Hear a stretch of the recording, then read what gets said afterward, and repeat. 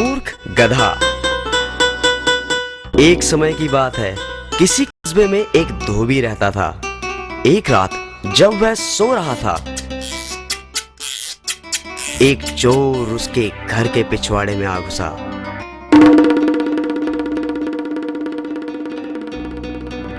धोबी का एक कुत्ता और एक गधा वहां एक खूंटे के साथ बंधे हुए थे।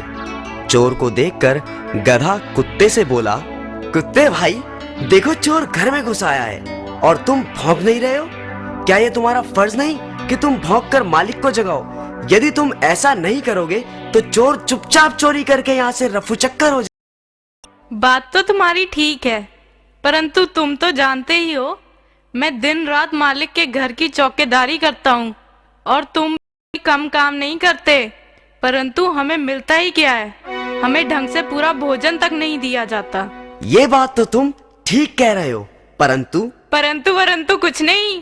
मैंने तो सोच लिया है, मैं आज नहीं भौंकूंगा। मालिक को जब तक हानि नहीं होगी तब तक वो मेरी कदर नहीं करेगा। देखो, ऐसे आड़े वक्त में ऐसी बात सोचना गलत है। मुसीबत के समय अपनी मांग रखना उचित नहीं। मैं उचित अनुचित कुछ नहीं जानता। मैंने तो जो कह दिया सो कह दिया। ऐसे मालिक का भी क्या करना जो अपने काम से ही काम रखे लेकिन हमारा ध्यान बिल्कुल ना करे। गधे को गुस्सा आ गया।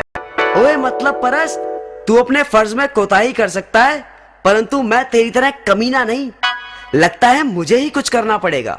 गधा जोर जोर से रैंकने लगा। गहरी नींद में सोए हुए धोबी की नींद गधे के रैंकने की आवाज से खुल गई। वो गुस्से से बिस्तर से उठा और जाकर लाठी से गधे को जोर जोर से पीटने लगा। पिटाई इतनी बुरी तरह से हुई कि कमजोर गधे ने वहीं अपने प्राण दिए। तो बच्चों, समझे कुछ?